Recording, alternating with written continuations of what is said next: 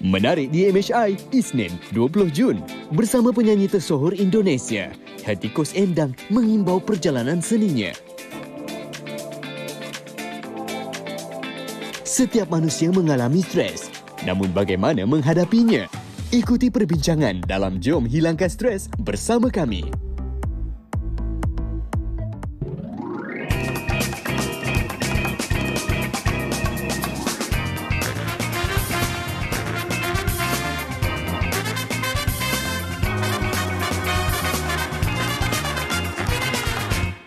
Assalamualaikum, selamat pagi. Isnin yang mulia. Kita mulakan Isnin, kita mulakan minggu ini dengan wajah yang ceria. Apa khabar semua? Saya Nas Rahman dan Farid On menemani anda untuk topik-topik yang amat istimewa pada pagi ini. Betul. Dua topik kita bawakan tadi, kita akan bawakan nanti antara legenda dalam industri kita. Wow. Bukan saja di Indonesia tetapi di serantau, di peringkat dunia. Dan juga hari ini, hari Isnin, jangan stres-stres ya. Betul.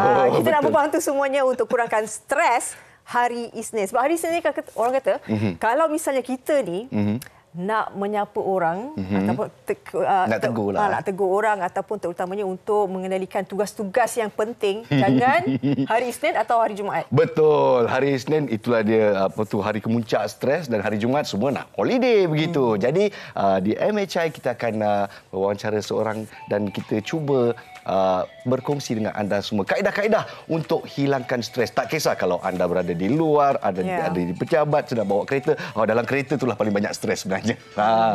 Dan juga bila kita hari Isnin ni kan, pastinya hujung minggu ni kita banyak melalui beberapa perkara, dan antaranya ini benar-benar memberi kesan hebat kepada kita semua, kepada peminat-peminat industri di Malaysia berkenaan dengan kita kehilangan satu mata yang sangat kita rasa macam tak percaya. Tak percaya. Saya dapat berita pada hari Sabtu, Allahyarhamah Adi Bahno telah meninggalkan kita 18 hari bulan Jun pukul 6.30 petang ya, dan telah dikebumikan di tanah perkuburan Taman Keramat Permai pada pukul 11 pagi semalam. Ya. Sikit perkongsian ini yang terdapat di Harian Metro. Allahyarhamah telah menyembunyikan derita beliau mengalami kanser ovari. Siapa sangka pastinya peminat-peminat sendiri pun tidak mengetahuinya. Hanya rakan-rakan yang terdekat yang dipercayai yang mengetahui sedikit sebanyak berkenaan dengan penyakit Allahyarhamah. Dan juga menyimpan rahsia. Dan itulah dia Allahyarhamah Adi Bahno, sentiasa ceria, tidak ingin peminat-peminat beliau bersedih kerana kesihatan beliau. Kita saksikan belasungkawa Allahyarhamah Adi Bahno.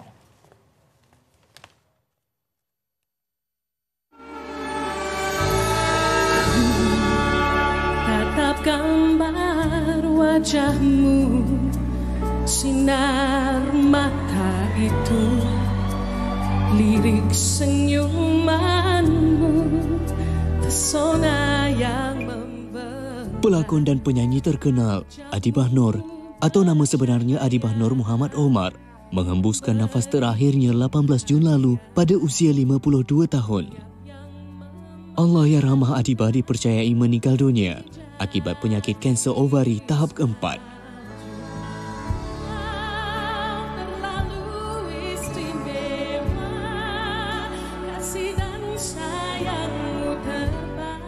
Jenazah Allahyarhamah selamat dikebumikan di tanah perkuburan Islam Keramat Permai, Taman Keramat pada jam 11.30 pagi semalam. Rakan-rakan artis antaranya M. Nasir, Dato' Aflin Syakwi dan Sharifah Amani turut hadir memberi penghormatan terakhir. Industri seni tempatan kehilangan sebuah permata yang sering menghiburkan hati peminat melalui karya seninya. Antara filem popular lakonannya ialah Muhsin, Gubra dan Talent Time. Di media sosial, nama Adi Bahnor menjadi trending apabila seorang demi seorang membuka cerita mengenai segala kebaikan yang dilakukannya.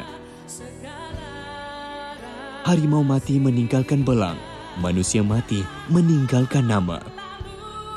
Takziah diucapkan kepada keluarga Allahyarhamah Adi Bahnor.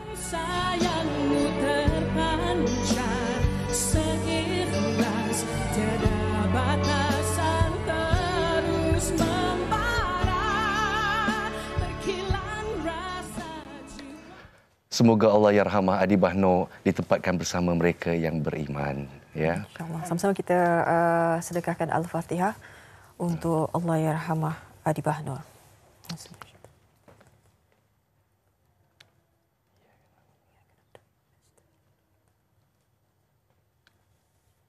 Amin, amin ya Rabbil Alamin. Manusia mati meninggalkan nama, mungkin artis mati dengan karyanya. Ya. Semoga terus berkarya. Baik, kita tinggalkan terlebih dahulu berkenaan dengan memori yang kita akan ingin kenang sampai bila-bila. Tepat sekali. Kerana itulah dia, si mana tadi meninggalkan karya dan meninggalkan nama, bagaimana jasanya dalam menaikkan industri seni di tanah air. Baik, kita nak teruskan pengisian di Malaysia hari ini berkenaan dengan nostalgia seni. Ini seorang lagi permata. Wow, saya rasa kalau mak saya menonton sekarang, wow, saya memang tak buat breakfast dah. Duduk di hadapan TV, tengok MHN sampai pukul 10.30. Tapi ada rasa aura tak? Aura tak Fariha? Berdiri. Saya berdiri. Bulu rumahku. Nampak tu.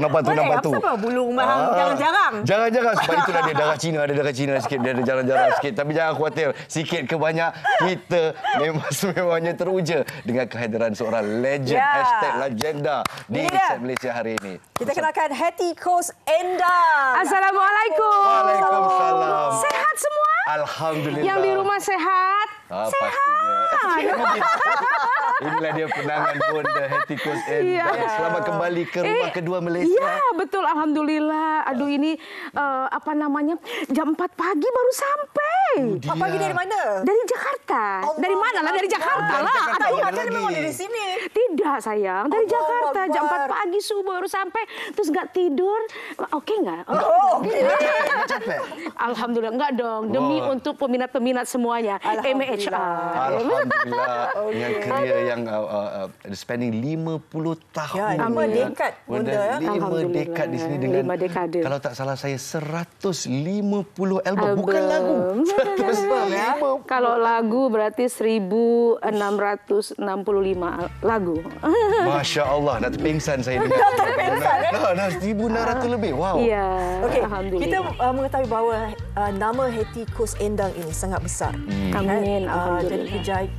kejayaan itu bukan sahaja di Malaysia, di Indonesia, tetapi di dunia. Pesada dunia. Pesada dunia. Jadi mungkin kita nak tahu juga ni, Bonda. Ya. Bagaimana bermulanya Hetty Koes Endang ini bersinar?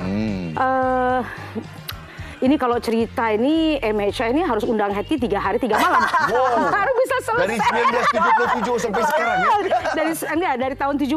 Jadi Bunda ini generasi angkatan ya. Tahun 70 mulai menyanyi. Terus mengikuti 72 mengikuti kompetisi ya, nyanyi, dan memang Bunda ini selalu mengikuti kompetisi. Memang hobi di situ karena Bunda orangnya suka dicabar. Kompetitif orangnya ya. Jadi dari tahun 72 hinggalah terakhir tahun 83 di Chile, Amerika. Itulah yang pencapaian terakhir menurut Bunda di segi kompetisi. Oke. Nah, ini bicara apa lagi nih? Recording berbeda lagi. Karena kan kalau kita ini sebagai seniwati, sebagai seniman, itu kalau bisa bukan hanya kita sebagai artis penyanyi untuk TV saja, tetapi untuk live show, terus untuk kompetisi, untuk recording gitu. Jadi kalau bercerita 3 hari 3 malam, tapi yang penting Bunda bersyukur, ya Allah, rahmat yang diberikan oleh Allah Subhanahu Wa Taala kepada Bunda. Suara yang diberikan sampai saat ini, alhamdulillah. Tentunya juga berkat semua peminat-peminat Bunda dimanapun kalian berada, Bunda masih sehat yang penting. Alhamdulillah. Dan ini Bonda ni. Ya, apa ini? Masa remaja. Sewaktu remaja ya. Ini keroncong, lagu keroncong. Karena kan Bunda bukan pop saja ya, ada keroncong, ada dangdut, ada pop. Ada lagu Sabang Merauke itu apa ya? Lagu-lagu daerah. Lagu-lagu daerah. Jadi semua. Sangat versatile ya Bunda sejak dari Amin, awal. alhamdulillah. Karena Bunda merasa bangga kalau bisa menyanyikan semua genre lagu. Betul. Jadi di sini kita nak tahu lepas 50 tahun berkarya, banyak peminat di luar sana, wow, Bunda masih beraksi di atas pentas dan sebagainya. Ada titik penghujungnya atau adakah Bunda terus berkarya? Ya tentunya harus adalah akhirnya ya, karena pencapaian kita ini apalagi sih yang dicari, ya kan? Jadi kalau dilihat dari tahun 70 sampai sekarang ya Bunda sudah dalam arti kata dalam karir, apalagi pencapaian dari segi festival sudah, recording sudah, dan terakhir kemarin yang Bunda sebagai seorang artis, khususnya artis recording, hanya satu saja yang Bunda impikan adalah mendapat award anugerah dari Museum Record Indonesia, dan itu tidak semua artis yang bisa mendapatkan itu kalau memang betul-betul dinilai itu apa ya? Dinilai itu apa ya? Dinilai oleh si karena pimpinan daripada MURI Indonesia itu adalah Pak Jaya Suprana. Jadi mungkin beliau sudah melihat, mendengar, dan akhirnya Bunda mendapat anugerah Museum Rekor Indonesia. Wow, ini dikira dinilai melalui rakaman lagu komposer yang terbanyak. Yang terbanyak, betul. 150 album. Alhamdulillah. Bunda juga diberi penghormatan ya apabila lagu Bunda diangkat sebagai lagu terhebat Indonesia sepanjang zaman. Oleh siapa? Oleh semua orang. Oleh semua orang. Bonda banyak. Sebab Bonda ni kan bila lagu ni diangkat kan. Maksudnya Bonda dah diangkat dari segi katanya di Tokyo paling banyak festival itu. Nah itu tadi kalau bicara soal festival, pemirsa di rumah semuanya, sahabat-sahabat Bunda dan juga pencinta Bunda yang mungkin sedang menyaksikan ini. Jadi Bunda ini dari tahun 72, 73, 74, 75 terus ikut sampai oleh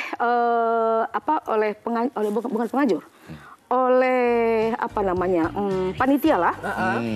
Hetty Koes Endang sudah tidak boleh ikut lagi karena sudah 2 kali juara Indonesia.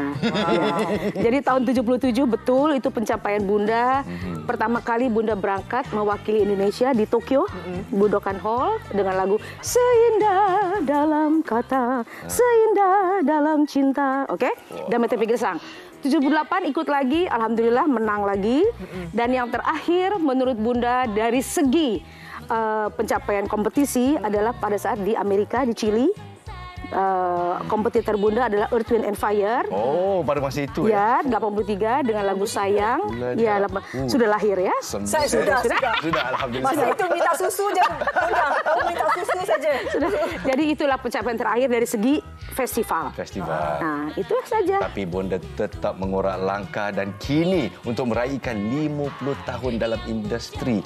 Ada hajat sebenarnya. Ya, betul. Jadi Bunda ini kan setiap tahun menjadi judge ya, juri di salah satu rancangan reality. Dan fans Bunda tidak puas. Tak puas ya? Tidak puas karena apa? Dalam kondisi sekarang ini kan tentu susah untuk ketemu, betul? Karena di studio pun terbatas. Jadi insya Allah fans Bunda meminta untuk Bunda mengadakan konser di sini tanggal 27 Agustus. 27 Agustus. Ya, 27 Agustus tahun ini tentunya, dan penyelenggaranya adalah Mahajaya Empire Sendirian Berhad. Pimpinannya Pak Abdul Qadir gitu. Jadi 27 Agustus ini Bunda akan yuk kita sama-sama. Tiket sudah boleh beli? Tiket insya Allah pokoknya dalam waktu 4 hari ini Bunda akan halo pemilik Bunda, ayo beli tiket. Nah tapi yang belum kebahagiaan, yang belum beli, kalian tahu di masuk nih ya, www.ilasotickets.com ya. Kalau nak lagi senang tu kita ikuti Bunda di Instagram. Instagram ya. Ngomong-ngomong ini kok hijau-hijau ya? Ya, di sini pokok, di sana nyambung. Betul, karena memang Malaysia ini pokok-pokoknya tuh banyak sekali. Nah, inilah bunga-bunganya gitu. Sorry.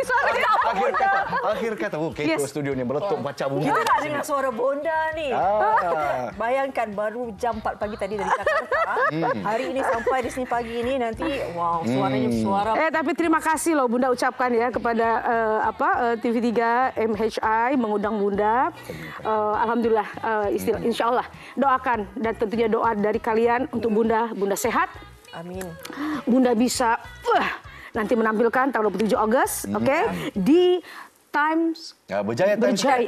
Berjaya Apa? Di mana? Berjaya Times Square. Pinter. Oke, Berjaya Times Square. Manhattan Ballroom, ya. 15 lagu, satu lagu buat setiap album yang telah dihasilkan. 15 lagu ke ada penambahan lagi, Bonda? Yang mana? Encore Nanti. lah, encore. Untuk nanti? Katanya konsernya konser. 15 lagu. Kata siapa? Tidak. Oh, tidak, yes. 18 lagu. Oh, 18. Oke. Yang penting jangan lupa beli tiketnya di ilasotiket.com. Oke. 27 Agustus. Oke. Bonda, kita rasa terharu Bonda berada di sini. Sama-sama. Kalau boleh kita minta satu lagu daripada Bonda. Bisa. Oh, masih ada. Bisa Boleh, ya? boleh. Kalian ikut nyanyi semua ya. Sekali. Ya, oke. Wow. Sebuah lagu lama dari Bob Tutupoli. Oh, okey. Widuri, tapi kalau saya bilang Widodo. Widodo. Oke. Sana, sebelah sana. Okey. Oke. Kita memberikan laluan kepada Hetikus Endang untuk menyanyikan lagu ni. Widuri. Lagu ni mesti selalu karaoke lagu ni. Lagu karaoke paling hebat yang dinyanyikan oleh arwah ayah saya. Memang favourite lagu dia. Bob Tutupoli. Kita saksikan versi Bonda Hetikus Endang. Silakan. Oke, selamat pagi semuanya, kembali lagi. Ayo, yang di dapur, yang di mana? Dapur, betul ya, dapur ya. Ayo, cepat buka TV. Sebuah lagu lama dari Aryadi dan dipopulerkan oleh Bob Tutupoli.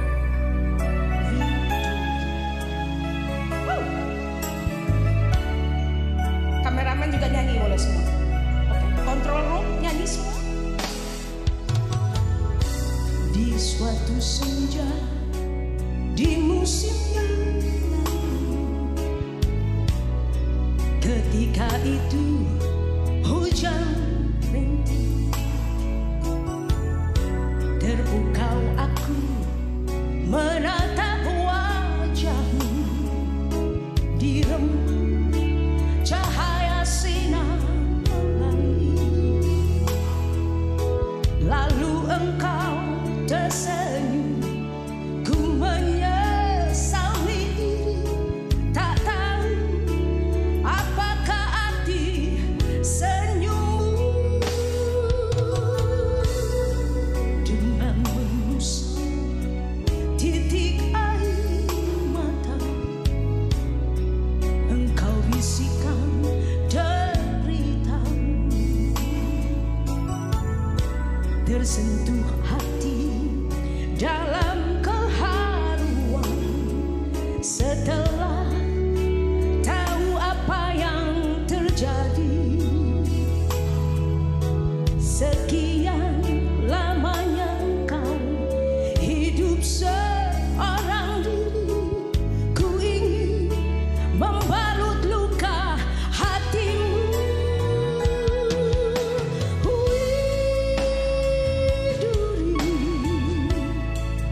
Elok bagai rembulan, oh sayang, widuri, indah bagai lukisan, oh sayang, widuri. Bukalah pintu hati untukku, widuri. Ku akan menyayangi.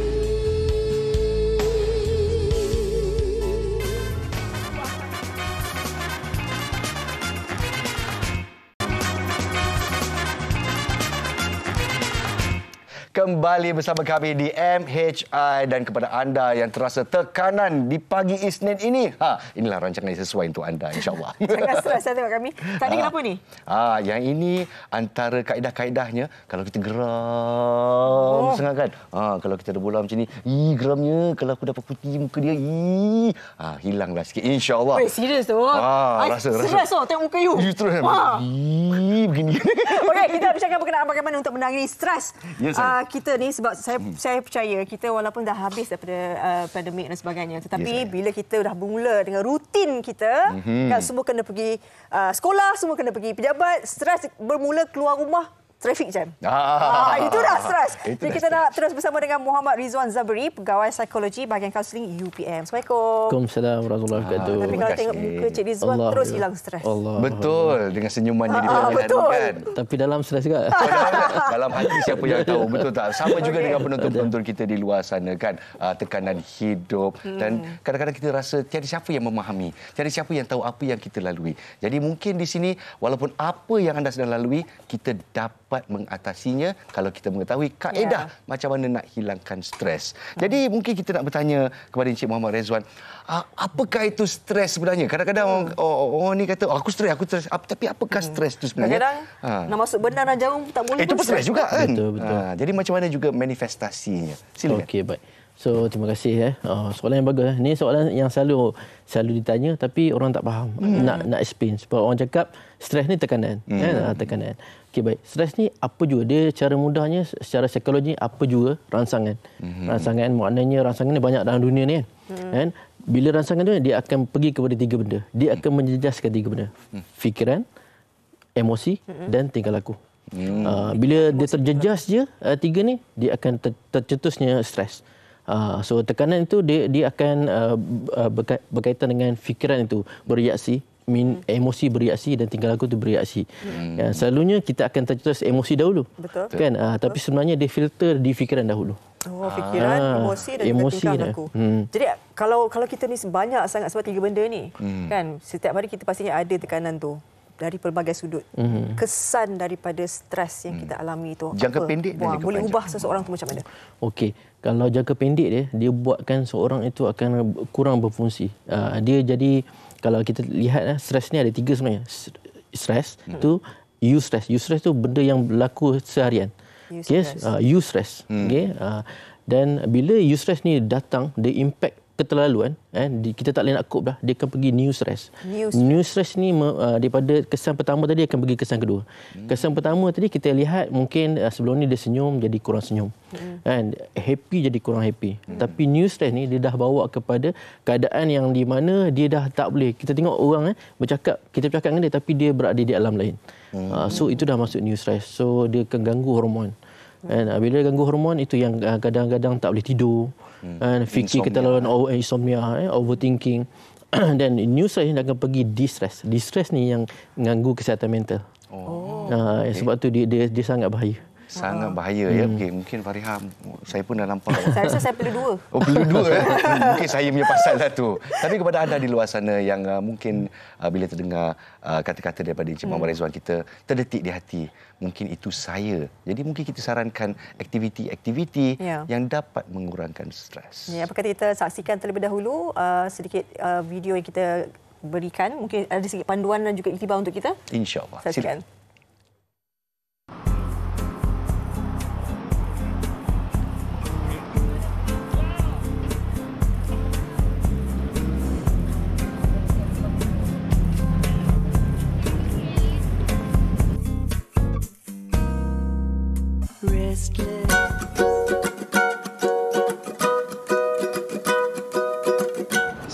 Kalau saya stres, saya memang akan ke laut. Dan aktiviti saya kat laut tu memang saya akan diving. Diving tu it's a different world. Satu pandangan yang lain daripada yang kita nampak biasa normally. So satu lagi ciptaan dan keindahan yang Maha Esa yang different. So saya kalau stres memang hilang kat situ. Memang kat situ je lah. Laut sajalah, diving. Saya borak dengan family saya, main dengan anak saya, stres boleh hilang saya. Biasanya saya akan menjahit untuk menghilangkan rasa stres tu, rasa macam kalau menjahit tu rasa lapang sangat. Rasa macam sebab kita minat kan, jadi rasa lapang lah. Normally I go out exercise because I want to get a fresh air while I'm exercise. Then I release my stress during my the fast walking and running outdoor.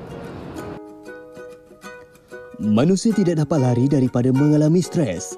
Pelbagai kaedah atau cara dilakukan bagi menanganinya dalam kehidupan. Stres atau tekanan adalah keadaan apabila individu mengalami ketidakstabilan sama ada secara fizikal atau mental yang berkaitan dengan cara hidup. Bagi menangani stres, pelbagai perkara boleh dilakukan dan terpulang kepada setiap individu. Ada yang memilih untuk ke spa, pergi berjalan ke pantai, jungle trekking di hutan, tidur, menonton wayang dan banyak lagi. Satu daripada aktiviti lain yang boleh dilakukan ialah dengan bersukan. Tidak perlu pergi jauh, pelbagai pusat rekreasi ada menawarkan aktiviti yang sesuai, dilakukan bersama keluarga dan rakan-rakan. Antaranya seperti memukul bola baseball. Pelbagai kelegaan emosi dapat dirasai selepas menghayun pemukul dan memukul satu demi satu bola. Seolah-olah dapat melepaskan semua tekanan dengan setiap hayunan pukulan yang dilakukan.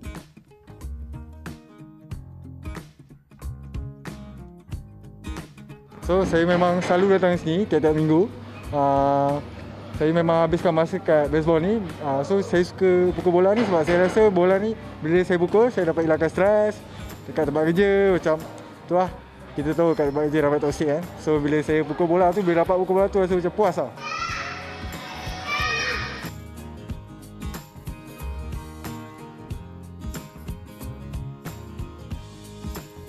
I bring my kids to Super Park because there are many activities here. So one of the games is actually baseball. So when she hit the ball, it releases any stress she has and then it helps her to manage her life. So coming here Super Park and having a baseball is actually a great thing.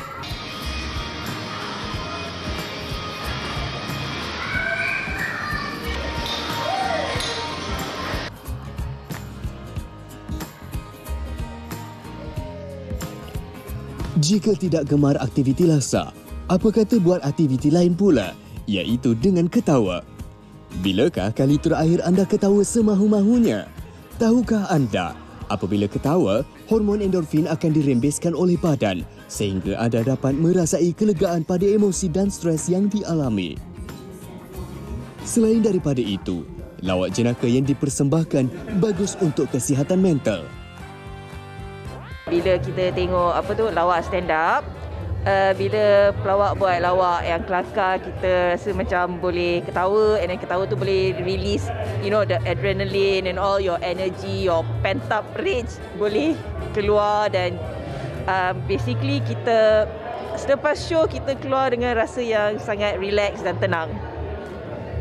Thank you, Ganjan. Third question, are you pregnant?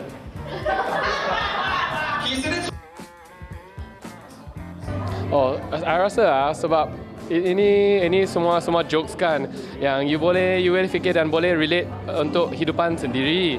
So lepas you dengar semua jokes, you rasa senang hati lah, you rasa sangat happy lah.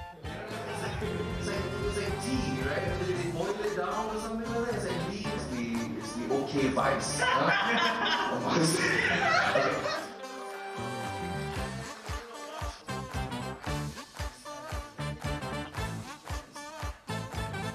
Wah, anda kalau nak tahu, ada pelbagai lagi cara untuk kita mengendalikan tekanan yang kita hadapi. Dan apa yang anda saksikan sebelum ini, itu hanyalah sebahagian daripadanya. Dan bagi saya sendiri, apa yang saya lakukan untuk menghilangkan stres adalah dengan memakan manisan. Dan coklat adalah remedi terbaik untuk kita keluar daripada zon tekanan. Cepat makan.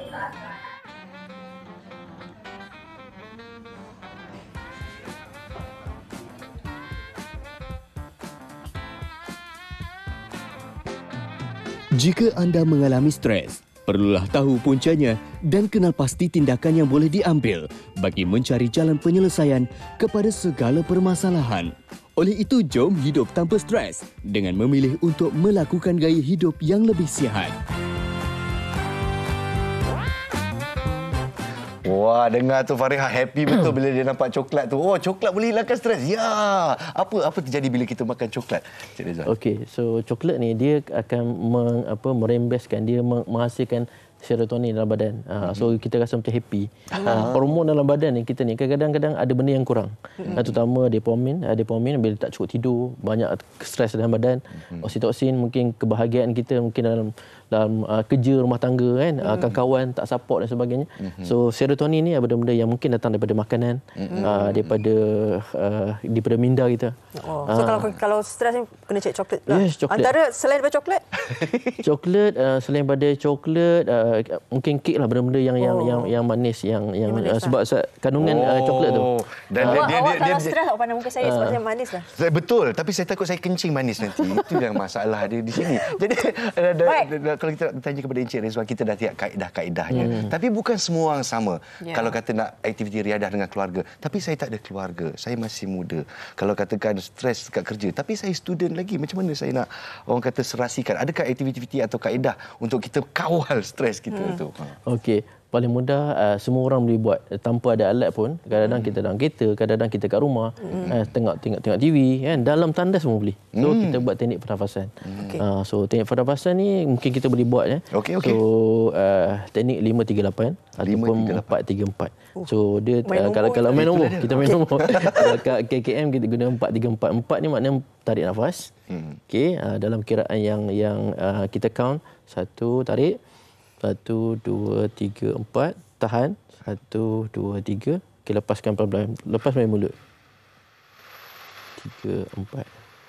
So kita dah 8 so tak ada, bila saya tengok muka awak dia kena 8, dia tak boleh 4. So teknik yang saya selalu gunakan lah 538. So kadang ada benda yang dalam badan kita yang banyak kita fikir kita lepaskan sekali. 538 538, 5 tarik. Tarik melalui hidung. Minta maaf Farihah kalau tahan. Lepas tu kita lepaskan perlahan melalui mulut. Okey, so kita buat kali kedua kita try pejam mata pula. Pejam mata. So kita tarik 1, 2, 3, 4, 5. Tahan 1, 2, 3. Okey, lepaskan 8. 1, 2, 3, 4, 5, 6, 7, 8. 8 saat. 8. Okey, 8 saat bila kita legakan tu lagi. So, the best kita buat 3 kali. So kali ketiga tu pejam mata, kita tarik nafas. Okey, tahan 8. Last kali 8 tu kita lepaskan kita kalau nak buat tu lalu depan bilik bos. Jangan nanti bos jangan kenapalah dia minta gaji apa. Betul, lepas dia punya ini stres satu lagi yang menarik sebab saya tengok saya ingat kalau baling kat orang pun hilang stres juga ni kan. Tapi sebenarnya dia stress ball untuk kita picit lah. Yes, memang dia dua selalu kita guna 2 kaedah. Yang paling senang kalau kita tengah driving tengah jam kita benda yang kita stres tu kita genggam. Benda yang kita tak boleh nak kawal.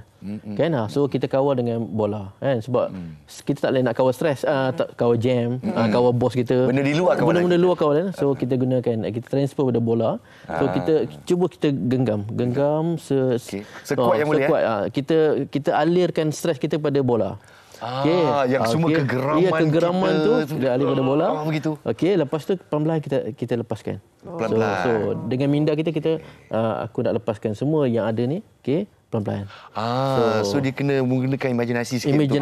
Kita bayangkan kita lepaskan semua stres kita. Dia ada teknik dia lepaskan slow-slow, bukannya tak lepas. Tapi kalau geram sangat dia macam ni jugalah. Sebab selain pada bola ni kita transfer, sebab kita ada energi negatif. Bila kita stres, energi yang kita transfer pada benda satu bahan. Bahan ni tak akan mencederakan, kita tak akan tumbuk orang, kita tak akan pecahkan barang. So gini. Dan kalau benda tu masih ada lagi, kita boleh baling. Sebab benda tu selamat. Betul, lembut-lembut dia. Dalam bekas kuih raya yang nak habis ni, Rizwan, walaupun ni apa kuih raya, cik semua dia macam apa ni? Apa fungsi? Okey, baik. Ini saya nak tunjukkan betapa bila stres dia membuatkan orang manusia ni kita tak berfungsi dengan baik. Kan kita test ini bukan buat magic so kita keluarkan lighter ni. So sebenarnya lighter ni menunjukkan analogi ni adalah manusia manusia ni dia ada fire dia ada semangat, dia ada keterujaan, dia ada kejayaan, semua ni kat sini. So benda ni pun sama. Okey, so sama okey. Baik. So kita nak cakap ini manusia yang normal, ini manusia yang stres So dalam ni kita katakan energi manusia So kita letak sini. Kita gambarkan air ni adalah satu benda yang rangsangan daripada luar. So contohnya Contohnya tiba-tiba pagi kena marah kan, kena marah dengan isteri. Sampai office kena marah dengan bos. Okey, so kerja banyak tak siap dan sebagainya. So tiba-tiba bank call. Kan? Kad kredit saya pernah rasa stres tadi. So dalam kehidupan kita ada benda kawan-kawan tak tegur kita, pulau kita. Jadi dalam kehidupan kita pun sama juga. Kita rasa mungkin ada keluarga kita dan sebagainya, kita rasa tak suka dan sebagainya. So kita fikir lama-lama. Inilah stres. Bayangkan dia akan jadi stres, new stress dan distress. So bayangkan kita ni baru setakat ni. Kan? Kita belum sampai yang itu yang manusia tu dia macam okey tapi sebenarnya dia dah terperangkap. So kita nak tengok bila tadi kita dah test ni dia ada banyak kekuatan potensi sebagainya. Kita tengok bila dah stres adakah dia boleh menyala? Tak boleh. So apa kita nak bantu, inilah peranan kaunselor, psikologis, psikiatris untuk kita bagi spark dia. Alamak itu. Allah Akbar. Kaunselor pun stres. Kaunselor pun stres. Okey, boleh. Oh, cik. Bismillah. Boleh. Dia dah basah dah. Dah basah. Dia dah basah. Tapi apa yang akan berlaku kalau misalnya ni dia akan ni lah kan. Kita boleh test kat rumah mana okey. Kita bantu dia. So inilah peranan kita bantu. Kita yang normal kita bantu orang-orang yang stres untuk berfungsi semula dalam kehidupan. Alhamdulillah. Terima kasih Encik Rezwan Zamri, pegawai psikologi bahagian kaunseling UPM di atas kaedah-kaedah yang dikongsikannya di sini. Saya tengok muka dia, wajah dia pun saya dah hilang stres. Jadi kepada anda yang mungkin mempunyai masalah atau menghadapi tekanan, kalau boleh kita gunakan kaedah-kaedah ni. Jangan takut. Jangan rasa macam alah nanti kalau aku jumpa psikologis nanti kan ada kesan pula future dan sebagainya. Kalau kita jumpa lagi kita takut lagi makan dalam. Tinggalkan stigma tersebut, jumpalah pakar kalau terlalu terasa tertekan begitu. Sekali lagi terima kasih banyak-banyak Cik Muhammad Rizwan Zamri, pegawai psikologi bahagian kaunseling UPM. Okey dah hilang stres tadi, dah menyala dah tadi. Alhamdulillah. Kita masih ada rancangan untuk dikendalikan. So sambil kita hilangkan stres kita di sini, kita akan berehat seketika dan kembali selepas ini.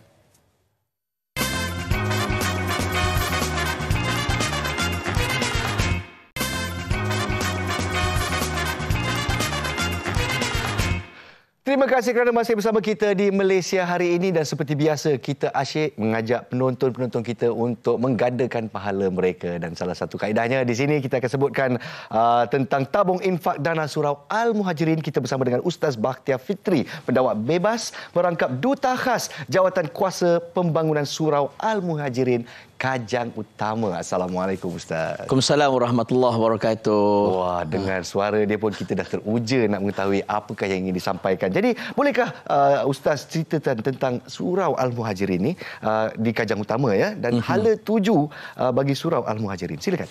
Baik, Assalamualaikum warahmatullahi taala wabarakatuh buat Nas dan juga semua penonton setia MSI TV3. Alhamdulillah. Kita dengar penonton TV3 ni, MSI ni Nas kan, dia punya penonton setianya 3 juta ni sebenarnya. Alhamdulillah. Dan untuk wakaf surah Al-Muhajirin ni Nas, kita cuma mencari lebih kurang 6,500 pewakaf saja. Daripada 3 juta ni. Kenapa saya sebut begitu? Nak cerita kejap lagi ni. Sila. Tuan-tuan dan puan-puan ni kasih Allah Ta'ala sekalian. Baik, semua orang kena tahu bahawa surah Al-Muhajirin ini telah digunakan 25 tahun yang lepas. Begitu lama. Asalnya 350 orang saja boleh.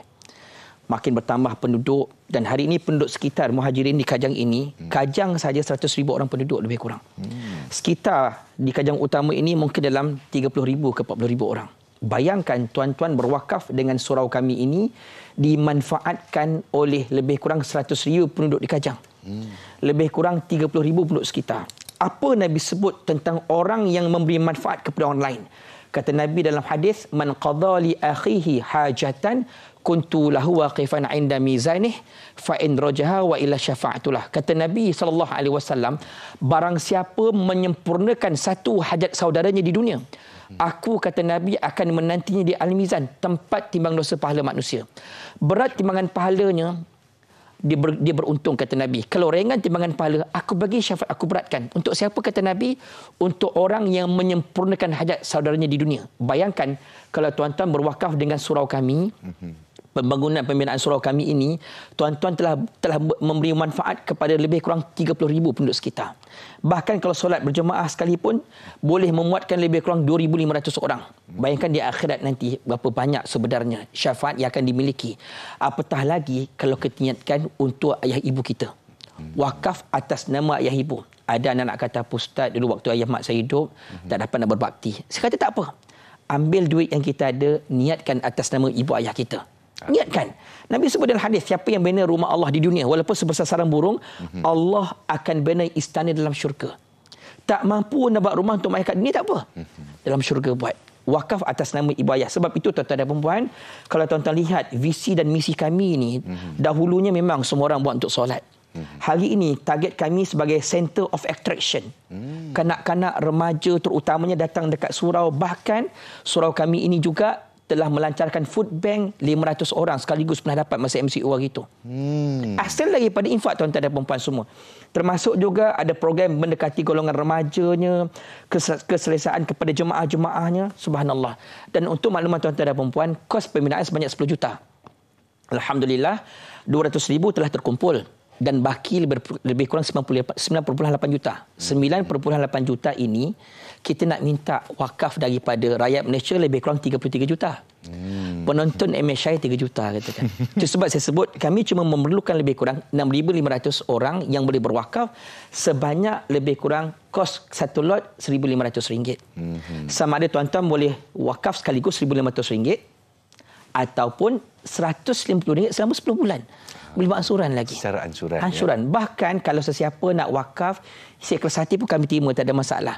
Boleh ambil gambar dekat skrin. Ambil gambar dekat skrin sekarang. Ada nombor akaunnya, ada nombor pegawainya. Call sekarang. Kalau tak dapat call, WhatsApp. Tuan-tuan dan perempuan, okay, kita berharap pada tahun 2023 terkumpul 10 juta. Dan kami ni bagi pihak wakaf lah, subhanallah. Kami ni berdoa agar Allah Ta'ala berikan kemudahan untuk kita berwakaf, agar Allah Ta'ala limpahkan rezeki bagi para pewakaf yang telah berwakaf. Kami doakan agar Allah Ta'ala gantikan infak tuan-tuan dengan ganjaran yang lebih baik, mudah-mudahan kebahagiaan dunia akhirat ibu ayahnya, mudah-mudahan. Nabi sebut dalam hadis, Nabi kata sab'un yajri lil 'abdi ajruhunna wa huwa fi qabri ba'da mautih. Ada 7 pahala ni Anas mengalir pahala masuk ke kubur selepas kematian kita. Apa salah satu Nabi kata? Aubana masjidan. Siapa yang bina masjid, dia dah mati, selagi mana masjid tersebut digunakan, mengalir pahala masuk ke lubang kubur. Ini namanya pencen kubur buat kita semua. Dan jadikan pencen kubur kita ini juga hadiah buat ayah ibu kita. Walaupun dah meninggal dunia, bercahaya-cahaya kubur ibu ayah kita. Kan, insya-Allah. Pencen buat pahala kita. Itu suatu saya kata konsep yang sangat menarik buat penonton-penonton kita. Jadi surau prihatin ummah ni lah, dan juga bahkan menjadi pusat komuniti juga. Itu yang saya kagum di sini. Jadi antaranya apakah objektif-objektifnya kalau kita boleh lebih spesifik? Baik, untuk maklumat semua tuan-tuan, infak wakaf kepada masjid ini, surau ini, subhanallah, nak ceritanya program agama sangat hebat. Sebab saya juga salah seorang penceramah dekat surau tu.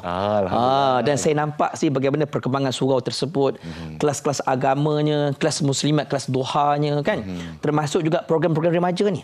Program motivasi untuk anak-anak. Membina modal insan. Ya, modal insan. Maknanya tuan-tuan, infak dengan surau ini bukan setakat untuk orang tua sembahyang je. Tak. Bahkan anak-anak ni juga yang akan membesar satu hari nanti. Dia faham agamanya, faham dengan Al-Qurannya, hebat dengan solatnya, hasil daripada infak kita. Habis tak infak kita, habis duit dekat dunia, pahala takkan berhenti dekat dunia. Dia masuk ke lubang kubur. Sebab tu disebut tadi tentang kami juga menyediakan fasiliti di sana. Dengan budak-budak nak datang, nak menggunakan wifi, tak ada masalah. Kawasan ruang untuk remajanya pun ada dekat sana, alhamdulillah. Tuan-tuan boleh tengok gambar-gambar dekat skrin tu kan, bagaimana sesaknya kawasan ni. Sebab itulah kami minta kepada semua kan, agar sama-sama membantu kami untuk kami membina pembinaan surau. Memang kita puji semangat Ustaz Bakhtiar Fikri kita, pendakwa bebas merangkap Duta Khas Jawatan Kuasa Pembangunan Surau Al-Muhajirin. Kajang utama, semoga sasarannya ditunaikan. Amin. Semuanya berkat anda juga penonton Malaysia hari ini. Sekali lagi terima kasih kita ucapkan. Sama-sama. Dan kita akan berehat seketika selepas ini. Kita kembali dengan Fariha pula. Apakah ceritanya? Semuanya selepas ini.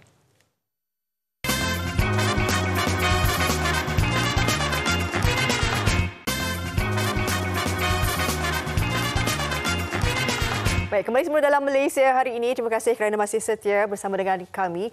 Fran nak bawakan sedikit pengisian ini berkenaan dengan kempen Korban Ikhlas 2022. Jadi kita nak terus bersama dengan Ustaz Hanafiah Malik, merupakan pendakwah selebriti. Assalamualaikum Ustaz. Waalaikumsalam warahmatullahi wabarakatuh. Ustaz saya Ustaz? Alhamdulillah sihat. Ustaz tanpa gagal lah mencairkan hati saya kalau tengok segak. Dulu warna merah segak, biru segak. Okey Ustaz, berkenaan dengan korban, kempen Korban Ikhlas 2022, mungkin sebelum kita nak tahu berkenaan kempen ni, kita nak kena bagi tahu juga penonton sebenarnya bagaimana sebenarnya nilai pengorbanan setiap kesusahan yang kita lalui. Kita tahu kan daripada 2020 lagi kita dah lalu macam-macam cabaran ni Ustaz. Dengan pandemiknya, dengan banjir kilatnya. Jadi mungkin Ustaz boleh kongsikan sedikit berkenaan dengan nilai pengorbanan dari sudut pandangan Allah SWT ni Ustaz. Bismillahirrahmanirrahim. Yang pertama, bila kita sebut korban, itu menunjukkan kita cintakan sesuatu. Kalau kita cintakan seseorang, ibu sanggup lapar kerana anaknya. Ramai ibu di luar sana lapar kerana anaknya. Dia bila anak tanya, mak dah makan belum? Dia diam saja.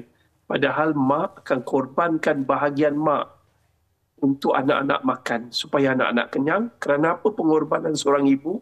Kerana cintakan anaknya. Begitu juga kalau kita dapat lihat Allah Ta'ala menguji Nabi Ibrahim AS. Allah perintahkan Nabi Ibrahim AS sembelih anaknya Ismail.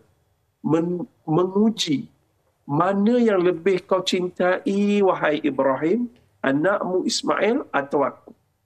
Dan Yayasan Ikhlas pada tahun ini dan tahun-tahun sebelum ini, daripada 2014, kami telah mengajak orang ramai melakukan korban untuk membantu orang berada dalam kesusahan. Kalau kita tengok tahun-tahun sebelum ni, kita dilanda COVID, ramai yang dibuang kerja, ramai yang nak pula datang masalah banjir di Shah Alam. Yayasan Ikhlas banyak membantu mereka yang berada dalam keadaan kesusahan. Dan pada tahun inilah, tahun dan ketika saatnya patutnya kita dapat bantu sahabat-sahabat kita yang berada dalam keadaan kesusahan. Bersamalah Yayasan Ikhlas untuk melakukan ibadah korban. Wallahu a'lam. Baik, bagi kempen Korban Ikhlas yang dilaksanakan oleh Yayasan Ikhlas ni Ustaz, saya difahamkan dah lama juga ni, macam tradisi sejak 2014 kan? Jadi yang kali ini mungkin apa yang akan diberikan fokus dalam Korban Ikhlas ni Ustaz? Kita akan melakukan korban pada pada masyarakat fakir miskin yang ada di luar negara. Tahun ni daripada 2014 hingga tahun ni kita melakukan ibadah korban di 7 buah negara. Republik Czech, lepas tu Nigeria, India, Bangladesh, Kemboja, Aceh dan Semenanjung Malaysia. Dan ini memang tempat yang kami akan bantu sebab ramai di kalangan mereka ni berada dalam keadaan kesusahan. Contoh daripada 2014, 387,000 orang telah menerima bahagian korban masing-masing. Kita bagi. Dan 9 buah negara ni kita hantar daging korban hasil sumbangan rakyat Malaysia. Serta pengorbanan rakyat Malaysia melakukan ibadah korban. Kita kat Malaysia ni sampai ada yang kena penyakit darah tinggi. Ada yang kena macam-macam penyakit sebab terlalu banyak makan daging. Maka masa kita bagi bantuan tersebut, ada yang menangis, ada yang sujud syukur. Kerana apa? Kerana mereka dah hampir berbulan-bulan tidak makan daging. Dan kebanyakan negara-negara Islam yang kita sebutkan tadi, mereka negara yang miskin. Daging ni sesuatu benda yang mahal. Wallahu a'lam. Mudah-mudahan ramailah tahun ni bersama Yayasan Ikhlas melakukan ibadah korban. Ibadah korban yang dilaksanakan di luar negara ni, Ustaz, dia ada package ke Ustaz?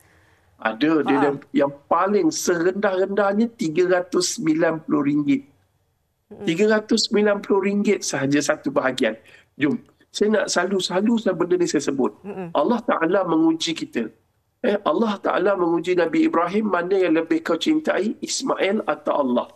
Maka Nabi Ismail membuktikan dengan mengorbankan anaknya. Tetapi tuan-tuan, Allah uji kita dengan ujian yang paling ringan. Hai Hanafi, mana yang lebih kau cintai? Tuhan atau wang simpanan? Tepuk dada, tanyalah iman. RM390 saja. RM390 lebih kita cintai daripada Tuhan yang memberi wang dan kehidupan pada kita. Kenapalah kita tambah? Ada orang cakap, Ustaz, ini seumur hidup sekali cukuplah buat, Ustaz. Bukan macam tu. Bukan. Hari kebesaran Allah adalah hari raya Aidil Adha. Kalau Fareha punya hari jadi, tiba-tiba tak dapat hadiah. Sedih tak? Tak ada orang wish. Sedih tak? Sedih. Tetapi hari kebesaran Allah, selama 4 hari Aidil Adha ini, kita lakukan ibadah korban untuk mendapat love from Allah. Kalau nak cinta Allah masuk dalam hati kita, kita dah tak sayang dunia ni. Kita kena cabut, buangkan perasaan cintakan dunia, masukkan cintakan Allah dalam hati kita. Wallahu a'lam. Ustaz, macam mana cara ni Ustaz untuk kita sama-sama meraihkan jugalah kempen korban daripada Yayasan Ikhlas ni? Saya merayu sangat ni. Semua masuk ke dalam laman web www.korbanikhlas.com. Saya ulang, www.korbanikhlas.com. Kat situ ada macam-macam data. Macam-macam kenyataan ada kat situ. Dan apa yang saya nak jelaskan, kita boleh dapatkan nombor telefon. Ada nombor telefon tak? Ada nombor ni. Boleh scan, nampak dan screenshot. Tangkap gambar, boleh tolonglah. Bila dah dapat yang tu, hubungi dan sertailah ibadah korban. Bermuda serendah RM390 sahaja. Nombor telefon 03-875-12500. InsyaAllah. Terima kasih banyak-banyak Ustaz Hanafiah ya, di atas perkongsian ini. Moga-moga nanti ada juga yang turut serta dalam kempen korban ikhlas daripada Yayasan Ikhlas ini. Ustaz jaga diri. Ya. Sama-sama, Fareha. Baik. Saya nak terus bersama dengan Nazah. Silakan Fareha. Silakan. Sambil kita duduk sama-sama, saya tengah imbas sekaligus apa yang ditulis di akhbar-akhbar kita, dan antara yang orang kata buat naik hati saya, darah saya naik sikit sebab saya sebagai pengguna bila kita pergi pasar, panas sepatutnya 1 Julai kerajaan mengumumkan bahawa tiada lagi subsidi untuk penternak ayam ya. Jadi kita pun fikir-fikir 1 hari bulan Julai lah harga akan naik. Tapi tidak sekali. Sekarang harga ayam tidak terkawal dan dijual dari RM10.40 sekilo sehingga RM11.50 sampai keluar sekeping sebab marah sangat punya pasal. Sabar. Jadi itulah dia masalah kita. Baik, kita harapkanlah ada penyelesaiannya lah kan kepada kita pengguna juga mereka yang menjual ni, sama-sama lah kita harapkan ada KPD NCP yang akan melihat harga ini. InsyaAllah pantaulah, jangan tak pantau. Jadi itulah masa yang kita ada. Jadi kita nak wawarkan. Kita dah habis dah ni. Dah habis dah, cukup lah ya. Okey, jaga diri, jaga kesihatan. Bye. Jangan stres. Jaga stres pagi Isnin ni. Stres mana bola saya bola saya.